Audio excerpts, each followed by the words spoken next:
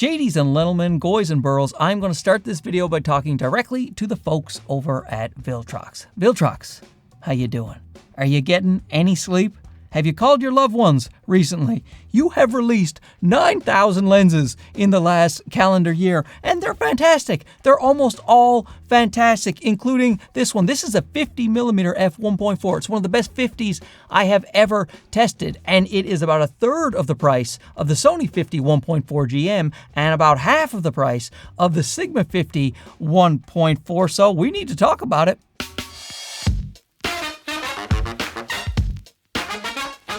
Here we are again talking about Viltrox, and I don't think they're quite done. If Viltrox starts making zoom lenses, I think it's game over for pretty much everybody. They just released this cool little Spark Z3 flash. I talked about that in my last video. People seem to be loving it. It is one of my most popular videos of the year. Check it out if you haven't already. And for disclosure, Viltrox is sponsoring this video. They wanted me to showcase this lens to you. For the most part, what Viltrox wants out of me when they sponsor a video is the video released on a certain date. They don't tell me what to say. They don't check my video. I can say whatever I want. I will tell you the good and the bad, and Viltrox are just happy if I release it upon embargo, and that's what we have done here today. But of course, let that bias factor in where it may, because I have to say, sponsored or not, I am pretty biased towards Viltrox lenses, and that is because I consistently see great results when I test these lenses, whether we're talking about the Lab series, which is their flagship series, the Pro series, which is this one right here, or their budget line, the Air series. But specifically today, let's talk about this bad boy right here. The 50mm focal length is the most popular focal length in the world when it comes to prime lenses. More 50mm are sold than any other focal length because people really like that field of view. It looks really true to life. It is great for family stuff. It's great for travel. You can do portraits with it. You can do environmental things with it. The 50mm is just, it's quite versatile because it's sort of the way you're used to seeing the world around you. Everyone loves a 50, and this isn't one of those cheap plastic nifty 50s. This is a big step up. It's a high quality lens. Look at the build quality here. The Viltrox Lab and Pro series build quality is my favorite of any lens manufacturer. It is just made of a hard plastic and metal, and it has a very smooth matte finish. It looks great. It feels great. You have an aperture ring that has satisfying clicks, or you can declick the aperture ring if you want smooth aperture changes.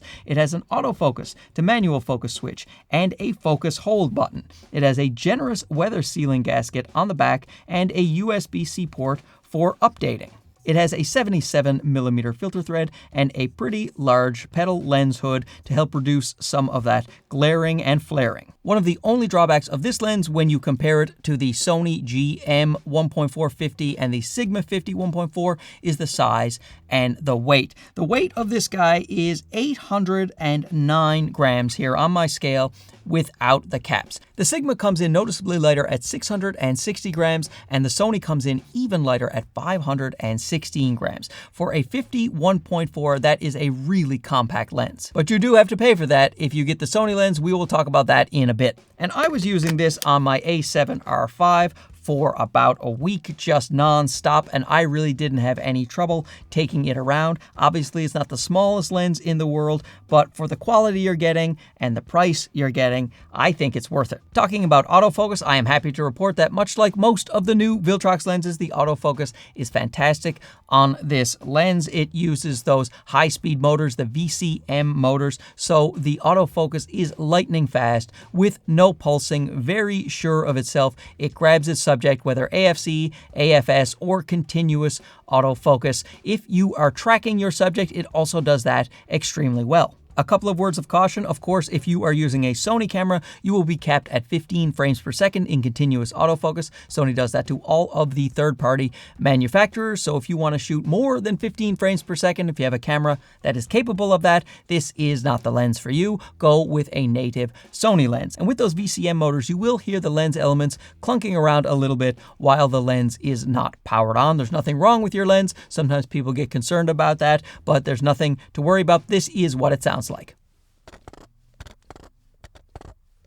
The autofocus motors are almost dead silent. I can hear a tiny bit of whirring when my ear is right up to the barrel, and I am focusing from very close to very far away, but for the most part, you won't hear the autofocus at all. Something that was a very pleasant surprise to me was the lack of focus breathing on this lens. There is simply none when you are doing your test. You won't see any focus breathing when you focus from close to far away, and that is fantastic when we're talking about third-party lenses, because with the Sony cameras, they have focus breathing compensation in the new bodies, so many of the Sony lenses can take advantage of that. However, third-party lenses can't take advantage of the focus breathing compensation. No worries with this guy, as he doesn't have any focus breathing. That is a major leg up on the Sigma 50mm 1.4 art lens that exhibits a lot of focus breathing. In fact, so does the Sony 50 GM 1.4, but again, that can take advantage of focus breathing compensation. When it comes to sharpness, this is a very sharp lens in the center all the way out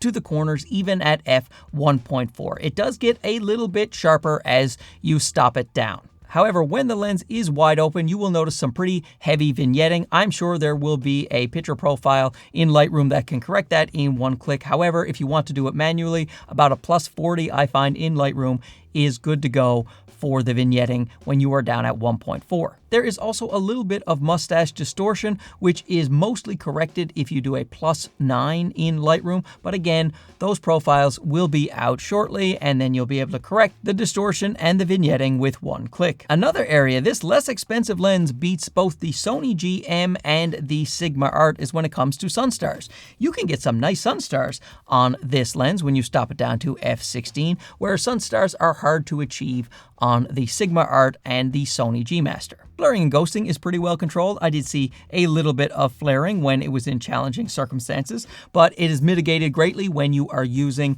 the lens hood, so I would keep the lens hood on in very bright conditions. It's not quite as good as the Sigma coatings when it comes to flaring and ghosting, but it is still really good. The bokeh is beautiful, eh? As we say in Canada. It is, though. It is so smooth and nice. Great fall off from things that are in focus to out of focus. Just cream corn mush back there. And when you have a 1.4, that is what you want to see. Very impressive bokeh on this lens. When it comes to the bokeh balls, we have lovely balls on the Viltrox lens as usual. A little cat's eyeing in the corner, which is expected with a 50mm, but very nice and round in the center without any haloing or ghosting. No mess in the middle. Great job, Viltrox. Now, an area this lens is not perfect in is when it comes to chromatic aberration. When you have a 50mm down at 1.4, you do expect to see some. You definitely see some on the GM lens and the Sigma Art lens as well. This one